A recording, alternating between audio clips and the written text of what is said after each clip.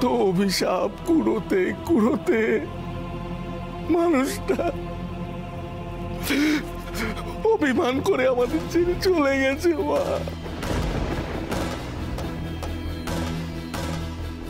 চিরকালের জন্য মা, চিরকালের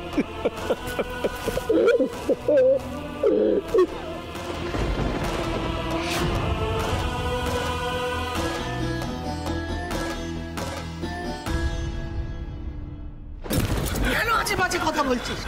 কে দাদা বলছিস তুই? মা, মামা, মা, শানু, শানু আর নেই মা। না, এসবের মানে কি? হ্যাঁ, কি বলছো এসব? কি হয়েছে? কোথায় গেছে সার্টিফিকেট? হ্যাঁ, সার্টিফিকেট কি হয়েছে? কি হয়েছে? কি সার্টিফিকেট কি হয়েছে? আমার কথাটা কি? একটা গাড়ি অ্যাক্সিডেন্টে আসছে। একদম বাজে কথা বলবে না। এই হিন্দু, ওরা কিন্তু বাজে কথা বলছে, ভুলভাল কথা বলছে। বানিয়ে বলছো না?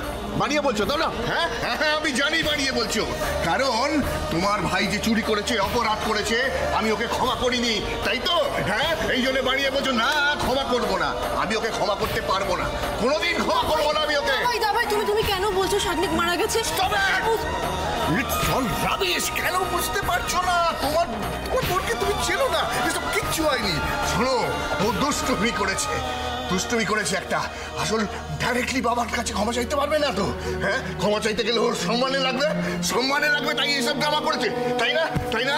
হ্যাঁ, কি গো, বলো না, সত্যি তো তাই করেছে। শানু মারা গেছে বাবা, নেই, ইজ নো মোর।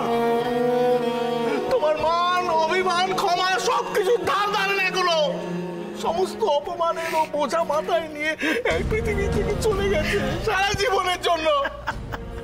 মুক্তি পেয়েছে। মা, কি হচ্ছে মা?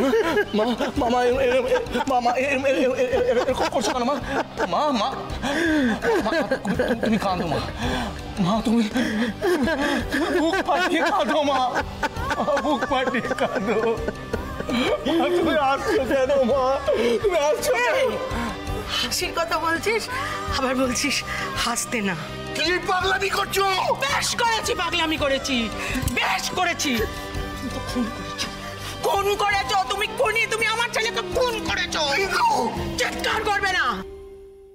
আচ্ছা গুরু, আমি না একটা জিনিস বুঝতে পারছি না। ওই দিশা বলে মেয়েটার সাথে তো তোমার বিয়ে করার কথা ছিল, তাই না? তাহলে ওই মেয়েটাকে ফাঁসিয়ে জেলে ফাটাচ্ছ কেন? দিশাকে বিয়ে করবো বলেছিলাম কারণ ওর ওই বুড়ো বাপটাকে হাত করে যাতে আমি জাজ হতে পারি। আর ওই বুড়ো বাপটা এতটাই ঘাগুমাল যে আমাকে অ্যাসিস্ট্যান্ট জাজ বানিয়ে বলছে, ওয়েট করো বিভান, নিজের ক্যালিবারে তুমি জাজ হও। ওয়েট করবে নাকি এই বিভান ব্যানার্জি? তাই জন্য তো নিজেকে বাঁচিয়ে এই মেয়েটাকে ফাঁসিয়ে দিলাম,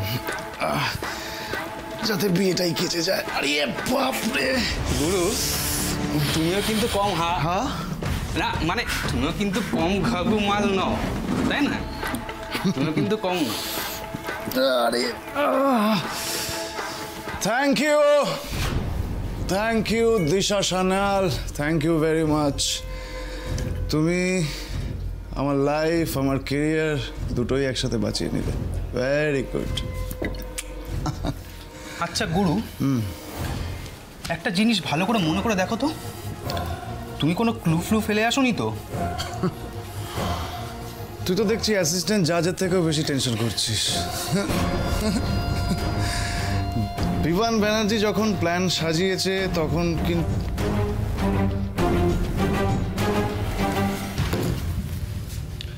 কি হলো গুরু? শাগনিকের ফোনটা তো পুলিশের হেফাজতে এখন। ওখান থেকে তো আমার নাম্বারটা পেয়ে যাবে পুলিশ। সেই সিম ট্র্যাক করে যদি এখানে, ড্যাম ইট, এত বড় ভুল কি করে করলাম আমি? এবার কি হবে?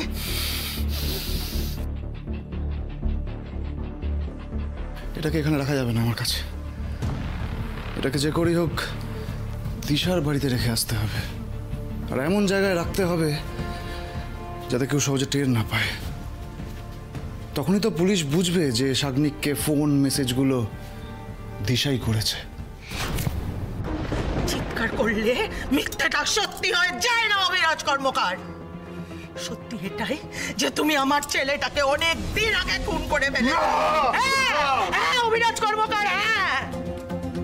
আমার ছেলের স্বপ্ন, আশা, ইচ্ছে সবকিছুকে তিলে তিলে একটু একটু করে গলা টিপে মেরেছো তুমি। এতদিন শুধু শরীরটা বেঁচে ছিল, আজকে সেটাও চলে গেল, শেষ হয়ে গেল সেটাও তোমার জন্য। আর একটা কথা শুনে রাখো বিরাজ কর্মকার, আমার ছেলে চলে গেছে মানে আমার হারাবার কিচ্ছু নেই। তাই তোমার মুখের ওপরে আমি বলছি, চুপ! আমার মুখের ওপরে বলছি আমি, যে বাবা নিজের সন্তানের ভালোতে মন্দতে তার পাশে থাকে না, তাকে আগলে রাখতে পারে না, তার বাবা হওয়ার উচিতই না, তার কসাই হওয়া উচিত। তার বাবা হওয়ার যোগ্যতা তোমার নেই অবিরাজ কর্মকার, কোনোদিন ছিল না। এই যে তোমার টাকা পয়সা নিয়ে এই পাহাড় প্রমাণ অহংকার, এই যে তোমার ক্ষমতার দম্ভই তোমাকে একদিন শেষ করে দেবে। যে নিজের সন্তানকে তিলে তিলে মৃত্যুর দিকে ঠেলে দেয়, তার বাবা হওয়ার কোনো অধিকার নেই। তোমার কোনো অধিকার নেই, তোমার কোনো অধিকার নেই, তোমার ছেড়ে দাও আমাকে, কোনো অধিকার নেই তোমার।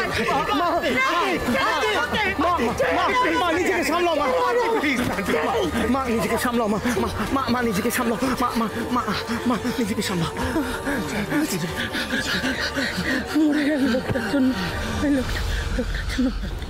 রনিত, শহরের 1 নম্বর উকিলকে কন্ট্যাক্ট কর। যতক্ষণ না দিশা সান্যালকে আমি ফাঁসিতে ঝোলাচ্ছি ততক্ষণ আমি স্বস্তির নিঃশ্বাস ফেলব না।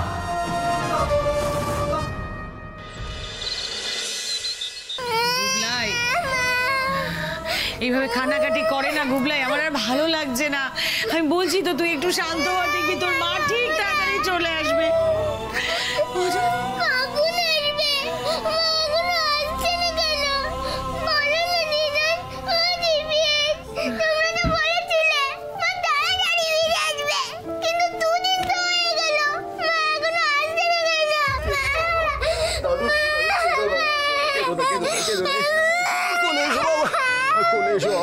বাবা আমার কথাটা শোনো, আমার কথাটা শোনো। তুমি তার থেকে দাদু তুমি লক্ষ্মী ছেলের মতন স্কুলে চলে যাও, আর বিকেলে তুমি যখন স্কুল থেকে ফিরবে আমি তোমার জন্য একটা নতুন পেন্সিল বক্স কিনে রাখবো, কেমন?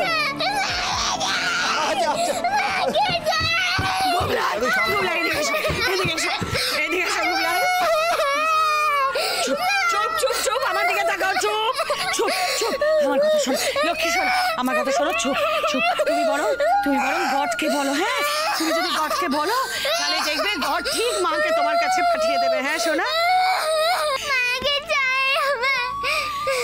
গড না তোমার একটা টেস্ট নিচ্ছে। হ্যাঁ, গড দেখতে চাই যে মাকে ছাড়া তুমি থাকতে পারো কিনা, নাকি কান্নাকাটি করে একেবারে ঘর ভাসিয়ে দাও।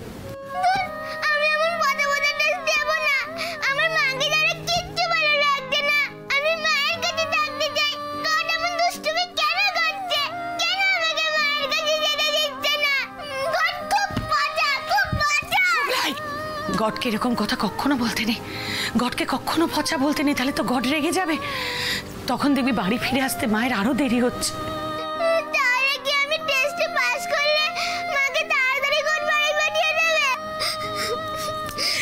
দেবী শোনো, একদম তুমি গডের কাছে প্রার্থনা করো, দেখবে গড মাকে কত তাড়াতাড়ি বাড়ি পাঠিয়ে। সত্যি তো? আজ আর কিছুক্ষণের ভেতরেই ফেমাস সিঙ্গার এসআরকের ভাই সাগ্নিক কর্মকারের খুনে অভিযুক্ত দিশা সান্যালকে কোর্টে তোলা হবে।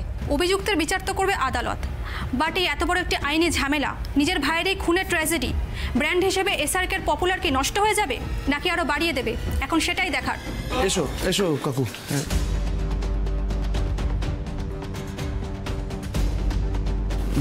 আন্টি, কাকু, বলছি প্রেসের সামনে কেউ কোনো প্রশ্নের উত্তর দেবে না, কোনো রিঅ্যাক্ট করবে না, ঠিক আছে? আপনার মেয়ে দিশা সান্যাল কি সত্যি খুন করেছে সাগ্নিক কর্মকারকে? কিন্তু দুজনের মাঝে শত্রুতা কিসের? দিশা সান্যালের সাথে তো ঝামেলা বেঁধেছিল এসআরকের, সেটার প্রতিশোধ নিতে কি শাগনিক বাবুকে উনি ব্যবহার করলেন? No comments, no comments, please please side আসুন।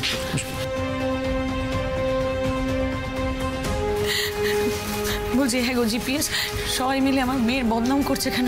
আমার মেয়ে তো কিছু করেনি। ওই যে কিছু করেনি সেটা তো আমি প্রমাণ করে দেবো আন্টি, আমার উপর ভরসা রাখো, আমি সবটা ম্যানেজ করে নেবো। আমি বলছি শোনো। আচ্ছা please please please please please please. নিজের ছোট ছেলেকে হারিয়ে আপনার কি অনুভূতি হচ্ছে মিস্টার কর্মকার? আপনারা কি চান আদালত দিশা সান্যালকে কি শাস্তি দিন? দিশা সান্যালকে আমরা ছাড়বো না। আমার ছেলেকে খুন করার জন্য ওর উপযুক্ত শাস্তি আমরা চাই।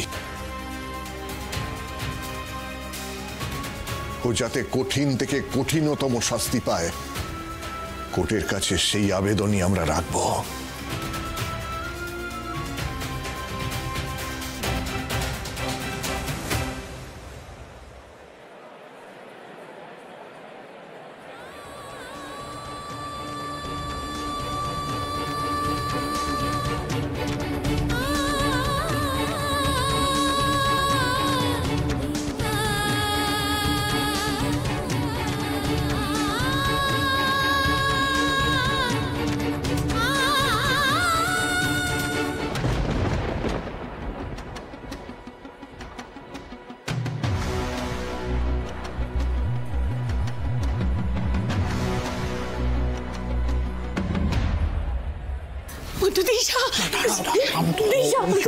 শান্ত হও মৃণাল, এখন আর আমাদের হাতে কিচ্ছু নেই। দিশাকে কোর্টে না উঠানো অবধি আমাদের হাত বাঁধা, আমরা কিচ্ছু করতে পারবো না। শান্ত হও, শান্ত হও, শান্ত হও, শান্ত হও।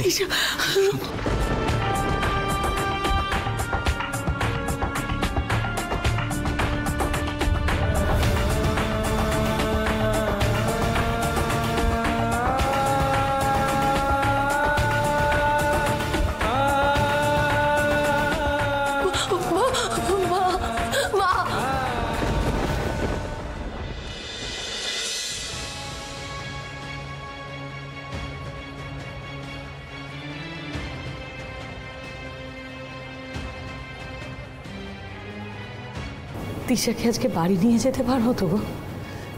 ওই উকিল যে দিশার হয়ে লড়ছে সে দিশাকে ছাড়িয়ে দিতে পারবে তো? আশা তো করছি সে উকিল ছাড়াতে পারবে। আসলে বিবানী ওই উকিলের কথা রেকমেন্ড করেছিল, আদারওয়াইজ কোনো উকিল তো দিশার কেসটা নিতেই চাইছিল না। ছেলেটির বয়স একটু কম, কিন্তু শুনলাম যে রেকর্ড নাকি ভালো, এখনো পর্যন্ত একটাও কেস নাকি হারেনি। দেখা যাক, এখন আমার মনে হয় ও দিশাকে সাহায্য করতে পারবে। তাই যেন হয়, রাধা মাধব যেন দিশার পাশে থাকে, আমার মেয়েটা রক্ষা করে।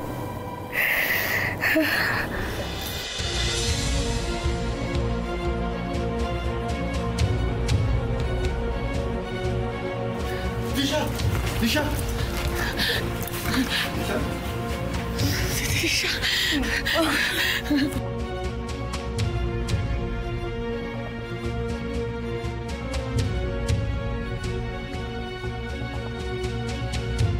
চলুন। মাথা ঠান্ডা রাখবি, হ্যাঁ মাথা ঠান্ডা রাখবি, ঠিক আছে?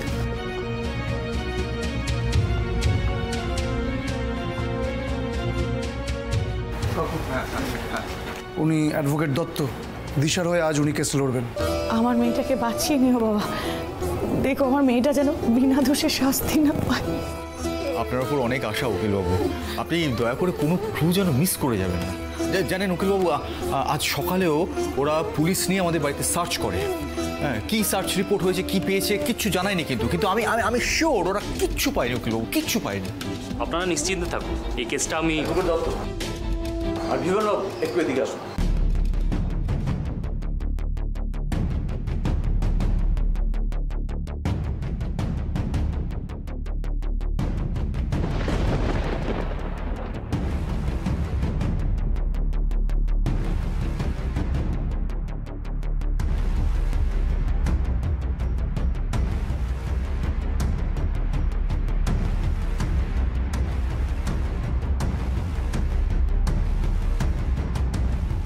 ওরা সবাই হঠাৎ করে বেরিয়ে গেল কেন?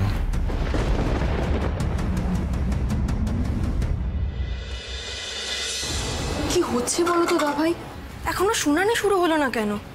মানে এত দেরি হওয়ার তো কথা না। ড্যাড কোথাও একটা উঠে চলে গেল, কিছু তো বুঝতে পারছি না কি হচ্ছে। আমারও তো কিছু ঠিক ঠেকছে না। দালাল বিমানটা উকিলগুলোর সাথে যে গেল, আমার তো কিছুই সুবিধা ঠেকছে না। ও তো এসেছে। ড্যাড কোথায় গেছিলে? পরে বলছি।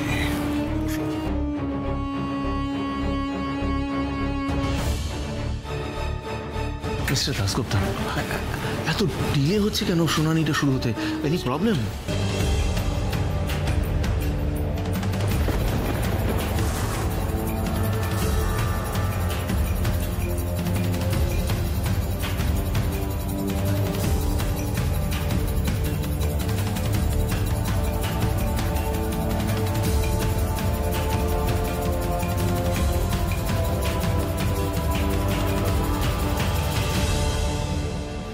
Ridiculous!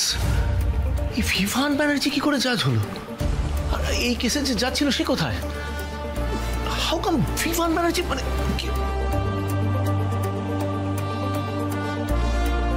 State of West Bengal versus Disha Sannal, case number 2025, criminal case 00134.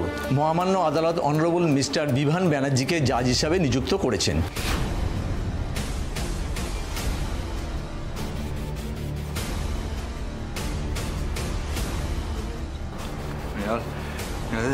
আমাদের আর চিন্তা করতে হবে না। এই বিমান তো সব সত্যিটা জানে। হ্যাঁ, ও দেখবে ঠিক দিশাকে বাঁচিয়ে দেবে, ঠিক বাঁচিয়ে দেবে দেখবে। শোনো না, তাহলে দিশাকে আজকে বাড়ি নিয়ে যেতে পারবো তো আমাদের সাথে?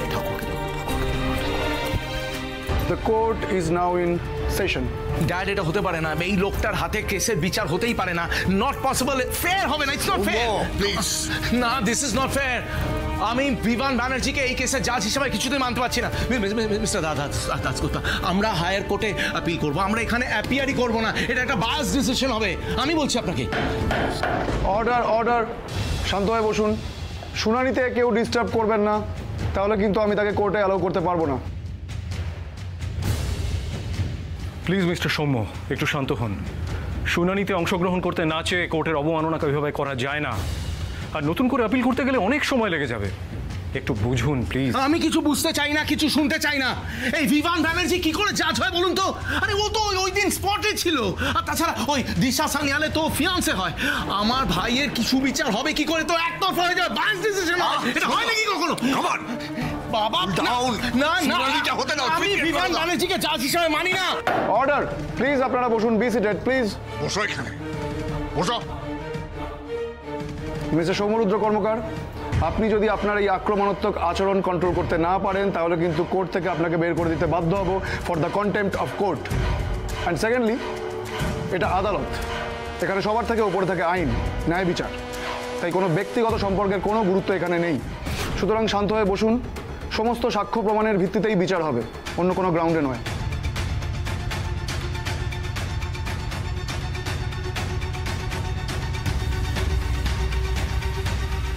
Mister Soumya, this is the court order. এরপরে আর আমাদের কিছু করার নেই। Have a look at it. Please be seated.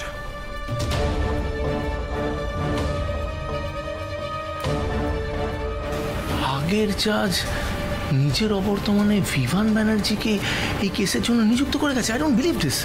সেই জন্যই বলছি, ডোন্ট ক্রিয়েট আ সিন। যা হয়েছে সব ভুলে যাও, চুপ করে বসো এখানে। টেনশন তো আমারও হচ্ছে ড্যাড। এই বিভান যদি দিশার পরে। ও রিল্যাক্স, দেখো কি হয়। Advocate Dasgupta, you may begin. Thank you my lord. Your honour, আজকের অভিযুক্ত মিস দিশা সান্যালের এগেনস্টে দুটো গুরুতর অভিযোগ আছে। প্রথমত ব্ল্যাকমেলিং অ্যান্ড এক্সটর্শন, এবং দ্বিতীয়ত কোল্ড ব্লাডেড মার্ডার।